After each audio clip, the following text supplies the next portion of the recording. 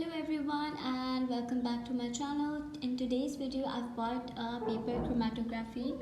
So paper chromatography is basically a process in which the solute is being dissolved in a solvent and they can be separated by using the particular paper chromatography.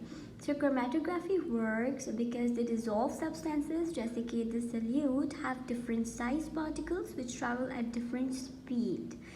So chromatography is particularly useful in separating different colored chemicals, and scientists use the chromatography to identify the blood samples, the urine sample, and they basically compare the samples of chlorophyll from different plants. So here's the mechanism of paper chromatography. Basically, they take the Wattman filter paper with the stationary phase. So basically it's a chromatography paper, and they just put a spot of any marker, and then we are going to dip it in the water. So these spots, they start to separate, spot will separate it into 5 different colors, like because of the paper chromatography, it's having a quality to identify what colors does this particular marker contains. So basically, if we take another look of the paper chromatography, this is a process. So this is a chromatography paper that is in a stationary phase, which means that it's going to be in a vertical phase, and the dot represents a mixture that can be a marker dot or anything, and the start line is over there, and we're gonna dip that particular paper into the water solution.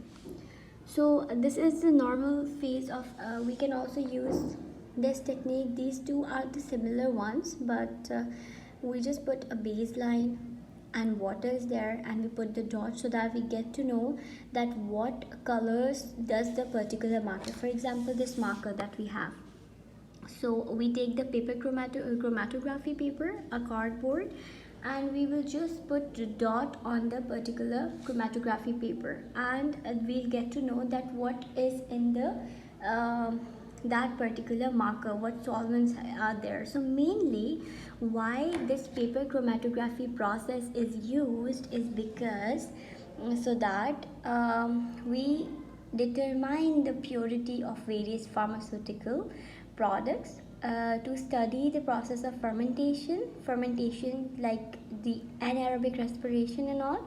We check the purity of the pharmaceutical like the medicines and all, inspect the cosmetics whether they have any extra stuff in it, like the harmful products or adulterants in it. What are adulterants? For example, let's take an example of turmeric powder. So in the turmeric powder, the adulterants are, for example, they mix up the chalk, or they mix up, for example, the sawdust, yellow, or the lead metal in the turmeric powder, just to increase the volume of it, just to increase it.